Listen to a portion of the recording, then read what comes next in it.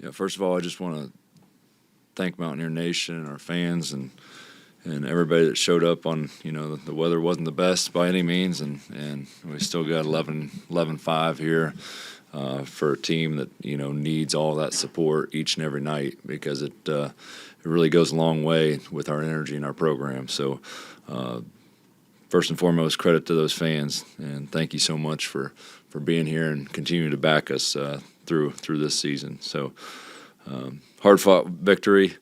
I think the buy-in for us defensively and some changes schematically was probably the key. And our guys did a heck of a job in the last couple of days, and made those changes and locked in on it, and had a lot to do with coming out with a victory tonight.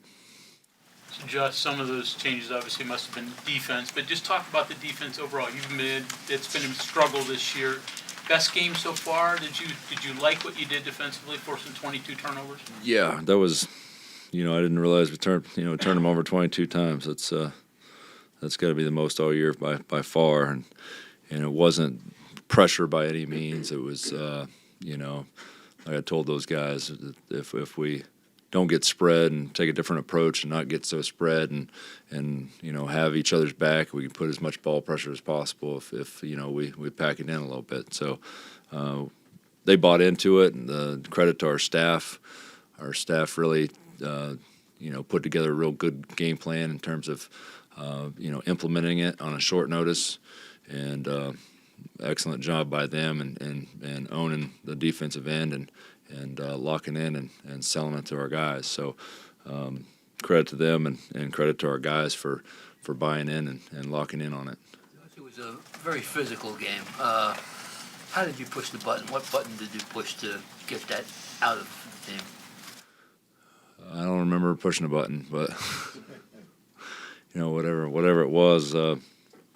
I certainly want to. The message I had for 2 days, I think came out of one of my assistants' mouth when we're making some of these changes. It's got to be us versus them.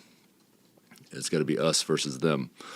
And I kept on reiterating that terminology through the 2-day process, that our defense has got to, we got to feel that help side. We got to feel that on the, from a ball pressure standpoint, that everybody's got each other's back. And, with some of the changes, you're going to give up a lot more threes, but going into the game, you probably looked at the first 2 games in conference play, we were probably giving up close to 45 points in the paint. And, wasn't exactly stellar, but we only gave up 28 in the paint tonight. I was just going to ask about that. I don't know how much you can get into, like what the defensive changes were, but when you were coming up with them, was it with that in mind, stopping those runs at the rim? Yeah. Then the isolations in the post. You get too spread and you get the wrong matchup when you don't have a true 5 out there.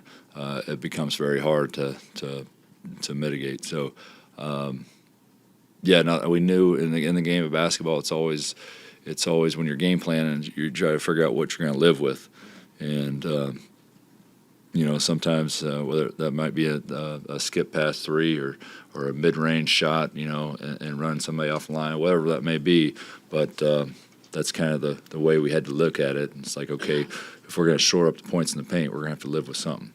And consequently, I know they got several of them late, but they hit 9 threes on us. So there's always a weakness in every scheme defensively, and they shot the ball well. And credit to probably one of the best pure shooters I've seen in the game, and there's no reason.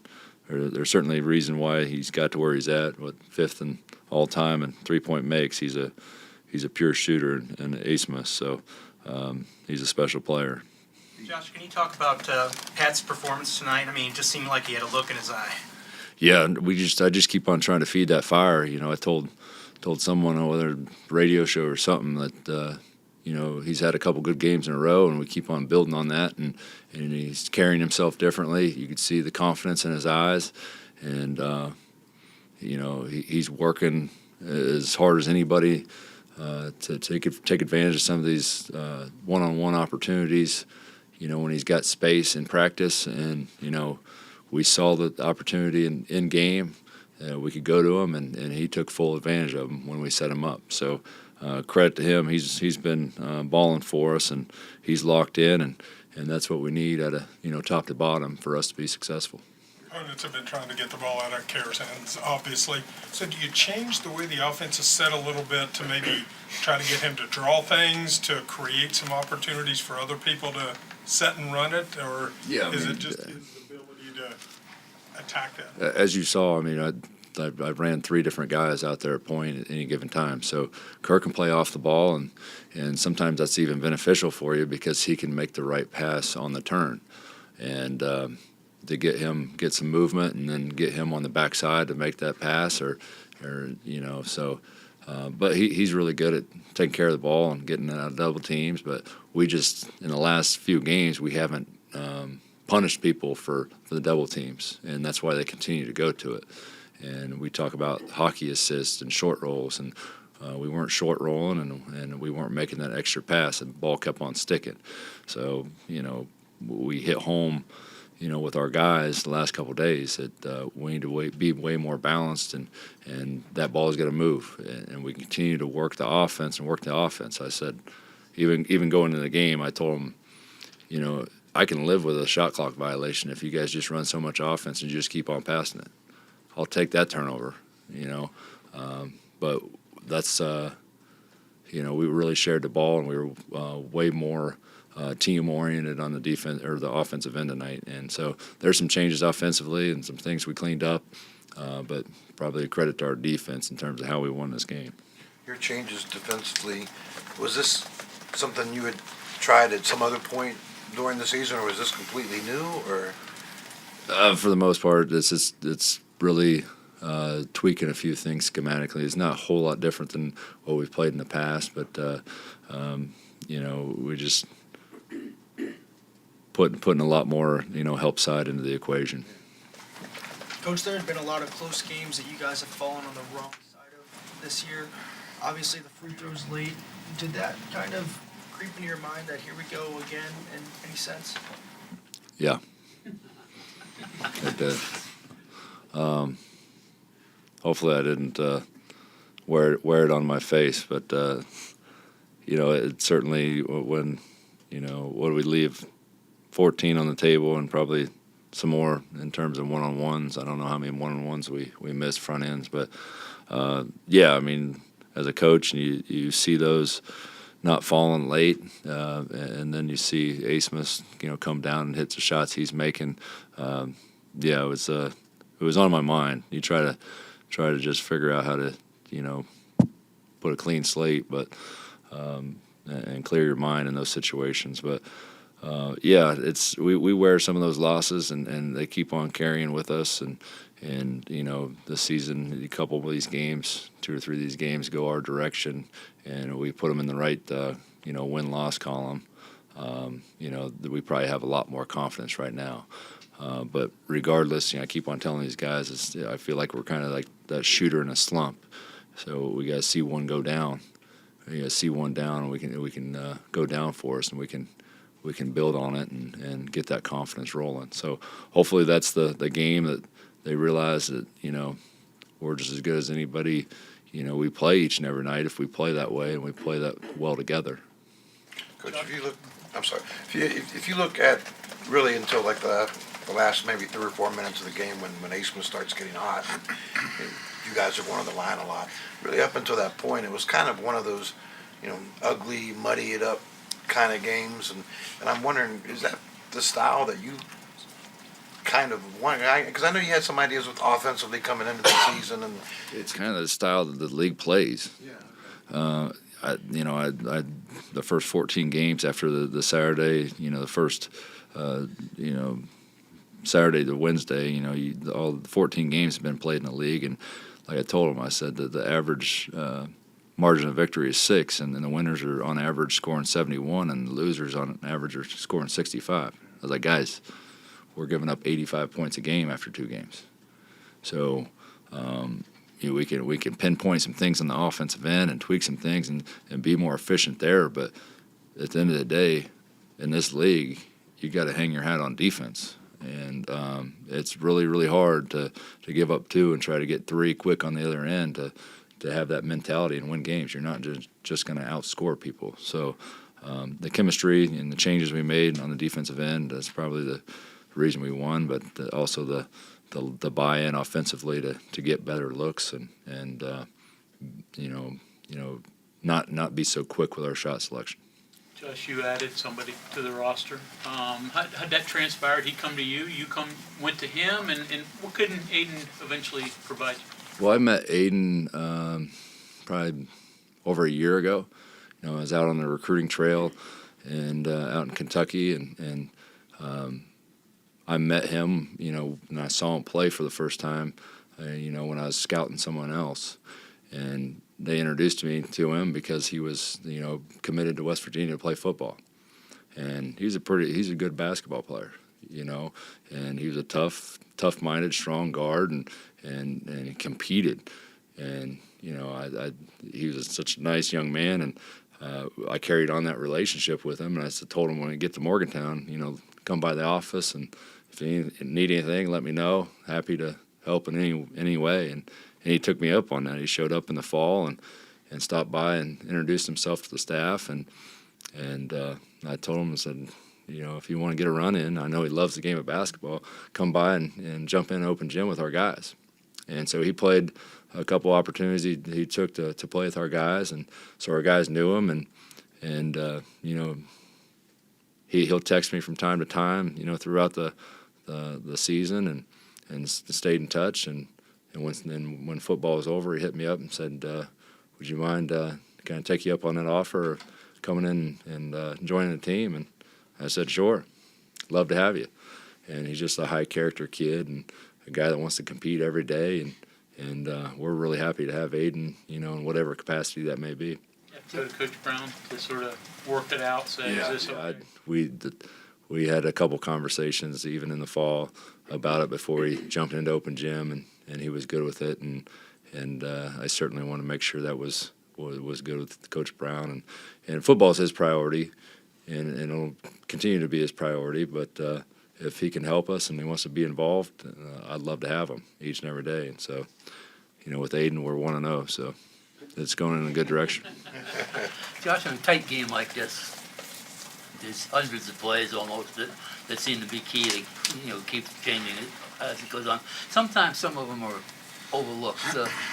A. Cook's blocked shot and the 3-pointer he made. I mean, I thought they made a big difference in the game. Yeah, huge difference. And I gave all those guys a hug, and I was so happy for all of them, and the celebration was fun. And when I gave Cook a hug, he was smiling ear to ear, and he said, "Defense is fun, isn't it?"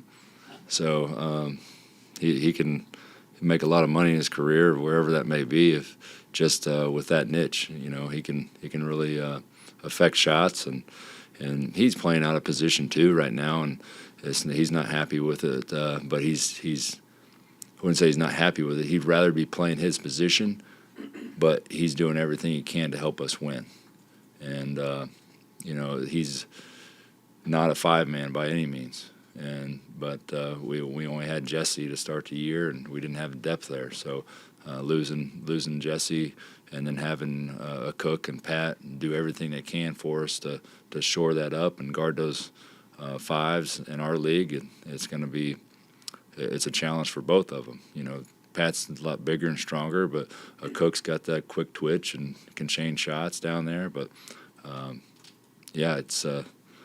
I love guys like that as a coach. You want guys that have that approach. Defense is fun. It's going to help us going down. As we head into league play and get deep into league play. Kind of like the Ohio State game where Raekwon got in that early foul trouble in that game, and yet you guys are playing and then you had the lead. Same thing tonight. He gets the early foul trouble, and then you guys still have the lead at halftime. What's the transition? I mean, obviously you don't want to tell the kid not to be aggressive. And then, are you surprised by the way you guys continue to play when he's on the bench? No, I'm not surprised by it. It's kind of the reason why I changed the lineup today. Not only is between Kobe and Noah, they're some of our best defenders, but from a rotational standpoint, I mean, Noah didn't do anything wrong by any means, but he took on the role and said, yeah, I'm fine with coming off the bench. And not only does he come in as an extra ball handler if you need to get Kerr out, he also is a dynamic scorer if you need to get Ray out. So starting all three of those guys, we kind of saw that if we had to start our rotations early and get those guys out, they all need a blow at the same time, it becomes an issue. So he's 100% bought into the team and took that role and said, yeah, absolutely, coach.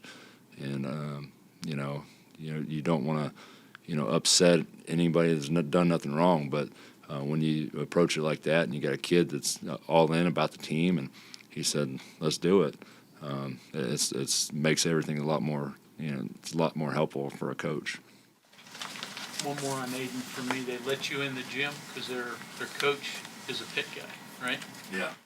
Yeah, but I mean, he's a great guy, and he's actually, really connected to Aiden, even personally. But Jamar Johnson and his coach actually played together, so they had that connection as well. So, and we were just out there recruiting, last week, so got a chance to chop it up with them again. But he's just a program guy, a guy that's going to give everything he's got every single day, and who doesn't want another strong, defensive-minded guy on the floor each and every day to turn up the pressure and practice. And if that's all he does, that's helpful to us. Did he play in a game? I mean, you haven't seen him enough maybe to determine, but We haven't. If it works out and everybody's okay with it, I have no problem with putting him in if the situation calls for him. I mean, he's so far behind in terms of what we've done this far. So it will be, I could see him being a very vital member of our scout team in the short term. But trying to learn everything that we have in place right now might be a challenge, and especially this late. But he is a very bright kid, so we'll see how that transpires. Josh, Quinn, I think he played like the last 8 minutes, and a lot of good things happened when he was in there too. Is that first step back toward where you want him to be, where he wants to be? Yeah, I mean, I need Quinn, and we need him to get that swagger back. But having him on the floor, especially, he's a really good decision maker. Even when shots aren't falling, he can make good decisions with the ball, and probably our best passer at the forward position. So you can run a lot of things through him. So I feel it's really nice from our standpoint to have Quinn taking that ball out when you put the guards in the press break and they can get open. So that's very helpful, and it was huge down the stretch. And I think did he miss any free throws? I think he missed a couple, but typically you're going to trust Quinn to knock all those down at the free throw line there late. So. Then it was brief. You played the Cook and Pat together too. Situational? Is that something you wanted to try out? I probably can't do it too much. We look at that, but the problem is if they both need out at the same time. Cook's certainly more of a 4 than Pat is. Pat's become, he can shore us up defensively from the 5 probably easier than a Cook can. So I have no problem playing them together. It's just got to be right situation, rotational with your rotations. Thank you.